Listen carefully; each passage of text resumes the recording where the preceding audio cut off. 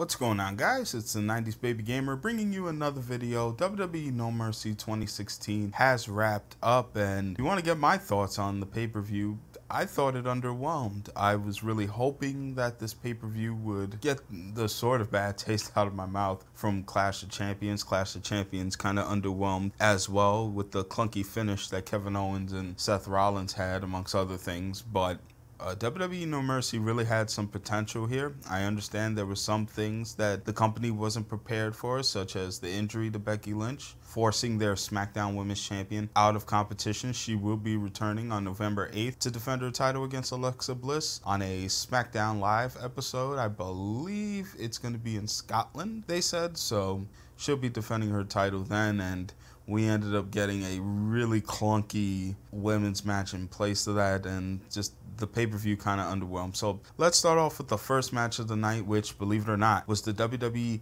Championship match between AJ Styles, Dean Ambrose, and John Cena. It's pretty easy to see why this match was first, actually, because they didn't want people to just leave their event in droves to see the presidential debate between Donald Trump and Hillary Clinton. So they wanted you guys to just stick around for the event. Obviously, hardcore fans like us probably wouldn't have, tuned out for it if we really wanted to stick to the pay-per-view, but I guess the more casual fans who wanted to see No Mercy would have flipped it to the debate. So they wanted to get the WWE Championship out the way first so that you can see it, and if that's all you wanted to see, then you were good. WWE gave you what you needed for the night. As far as the match itself goes, obviously, there were some cool moments here with all three guys. One of them being the German suplex, where Cena took Ambrose and Styles and gave him a German suplex. Another cool thing was Styles did his springboard reverse DDT, where he was doing it to Ambrose, but he stood up, and John Cena came in to try to break it up, but AJ ended up kicking him and getting both of them in the DDT simultaneously. So he gave Dean Ambrose a reverse DDT and John Cena a front DDT simultaneously. And if you're an AJ Styles fan, you've seen him do it countless times, but every time he does it, it's still very impressive. The commentators rang home the fact that, hey, this is a no DQ match. This is a no DQ triple threat match. So I think they really made it a point when, I forgot if it was Ambrose or if it was Cena, one of the two, may have even been Styles, that was in a tight submission hold, and David Otunga pointed out, even if you reach the ropes, this is no DQ, it's not gonna matter. So they drove home that point, and the ending definitely showed it. Cena hit the AA on Dean Ambrose, and AJ Styles came in with the chair and he whacked John Cena on the back with it, since chair shots to the head are illegal now in WWE. Can't do them or else you get a hefty fine. I think it's for the better, for the safety of the wrestlers. I can't stand unprotected chair shots to the head, but that's just me, and that's quite a few other people's opinion. But the finish just didn't seem, I would have much rather preferred like a Styles clash on the steel chair or something like that, because all AJ did was hit him in the ribs with the chair, and then he hit him on the back, and then he pinned Cena 1, 2, 3. Cena wasn't knocked out, he was just, I guess, writhing in pain from it. Honestly, to me, the ending was weak because any of the three competitors could have done that from the very beginning. It was a no DQ. There was no reason why nobody could have picked up the chair from the beginning. So in my mind, it was kind of a lazy finish. It wasn't a clunky finish, but it was a lazy one to an otherwise decent match between these three. The next match was Nikki Bella versus Carmella. This match served its purpose. It was to get Nikki her win back. Carmella had been getting the better of Nikki for a few weeks now, and it was about time that Carmella got her comeuppance. Wasn't a bad match by any means. I think it served its purpose for a match involving Carmella, who hasn't been known to be the strongest women's competitor in the past. I think she's improved a little bit. She improved enough to the point where the match was certainly watchable and I guess progressed things storyline wise. I don't know how soon Nikki's going to be in the title picture. One would imagine not too soon, since Alexa Bliss is in line for a title shot next month. So we'll see about that. But the match served its purpose. There was nothing special about it. The crowd really wasn't into it, but they had just got done watching the WWE title match. So I really can't blame Nikki Bella and Carmella in this spot. And I don't think they did a bad job either. It's just one of those hum-ho things, or ho-hum? Hum-ho, ho-hum? Anyway, then following match was Heath Slater and Rhino defending their tag team titles against the Usos. I was hoping for something a little bit more, actually, than a clean finish. Heath Slater and Rhino seems like that act where, I don't know. The Usos are really hitting it off when it comes to their heel tactics. They're really getting the reactions that they want as heels from the crowd. And having them lose clean now to the comedy tag team is a little questionable.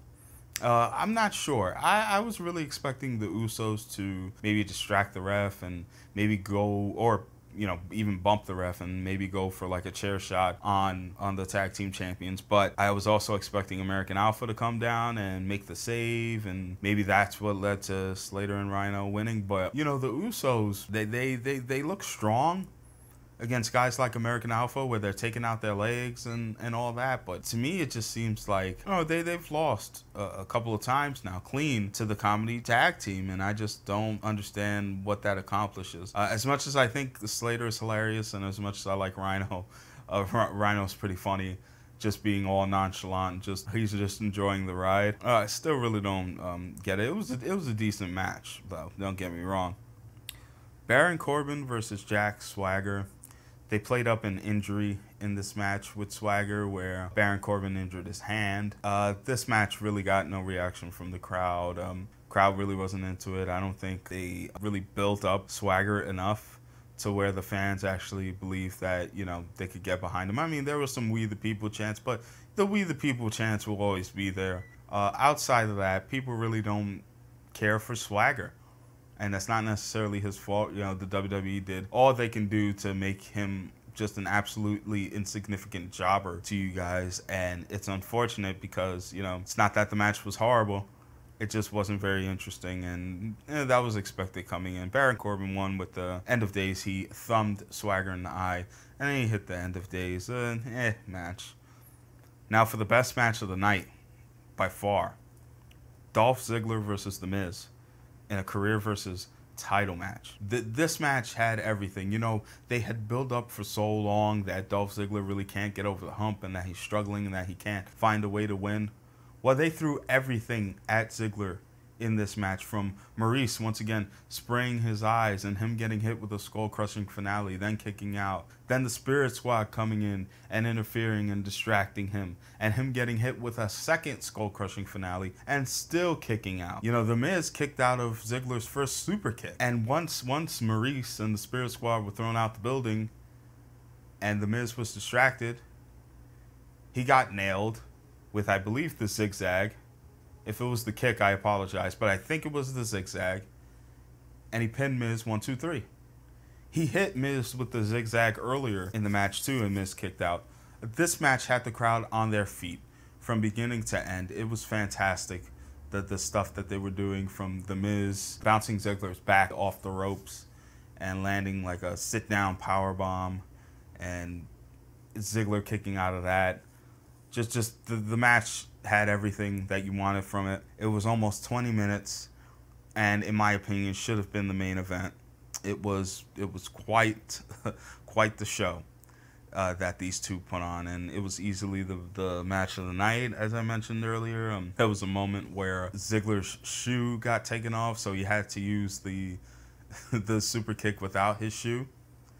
But it was quite effective, actually, because it knocked one of the Spirit Squad members off the apron and it knocked Miz down.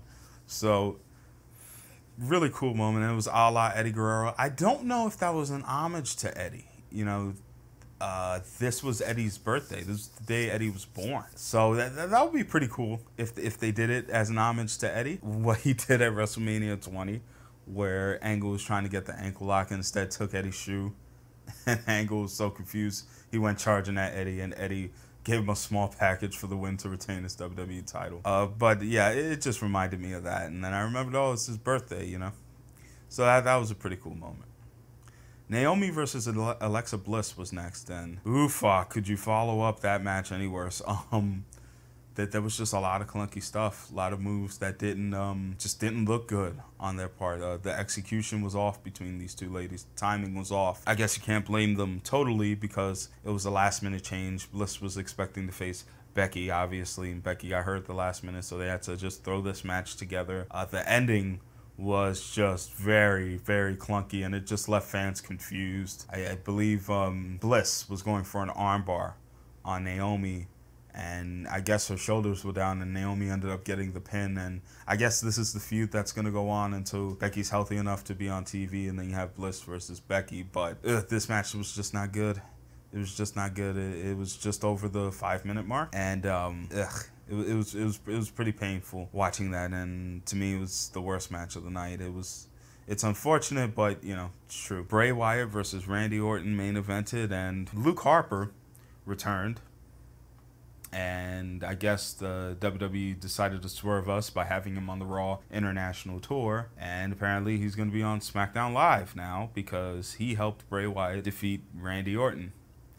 And I thought the match quality was just okay. It wasn't main event pay-per-view quality. It was just, you know, Jason Powell of ProWrestling.net said that this was like house show quality. I have to agree with him. It was just nothing to write home about. Ziggler versus Miz, you just weren't gonna top that, and it wasn't gonna top the WWE title match either. It was just so bland between the two, and even like before the match began, they did this really ridiculously cheesy thing where Orton was looking at himself in the mirror and his face looked all stretched out, and then it went to normal. And Orton was just like, oh, what's going on? And it's just so bad. This whole feud to me has just been so bad and terrible. I think Bray Wyatt really needs to separate himself from a lot of the wacky stuff that's going on. I understand he can portray his character extremely well, but when it comes to all this is like borderline Hulk Hogan Ultimate Warrior in WCW stuff. I mean, this is just, oh man, they need to ditch all the theatrics that are going on with those two and just, you know, put on a good wrestling match like I know that the two can, if you know, they're just cut loose. But I don't know, this feud to me is just not clicking at all, and the main event didn't sway my decision anyway. You know, it's good to see Luke Harper back, but to me it's not good to see him right back in the Wyatt family thing. And you know, they gotta wait for Rowan probably when he gets back from his injury. And just, man, this pay-per-view was very underwhelming. Even in the WWE title match, I was disappointed with the ending, and what followed after that wasn't much better until Ziggler versus Miz. It was like, despite a very ho-hum ending, that match wasn't topped until Ziggler versus Miz, and that was the 5th match on the main card. So all in all, I thought WWE No Mercy this year was a disappointing show. You can't win them all. I still think SmackDown Live is a better show quality-wise, especially match quality-wise, than Raw is. But WWE is going to have to bump out better pay-per-views than this. And it should definitely start with Hell in a Cell. They shouldn't wait until Survivor Series just because it's one of the big pay-per-views. I think they should definitely try to make Hell in a Cell be one home run show and leaves the fans excited for Survivor Series, because after these 2 pay-per-views, I've been left extremely underwhelmed. Alright guys, that's it for this video. If you liked the video, give it a like. If you have the same opinion or a different opinion, please let me know in the comments section below. And if you like more of my content, be sure to subscribe. Until the next one, I'll catch you guys later.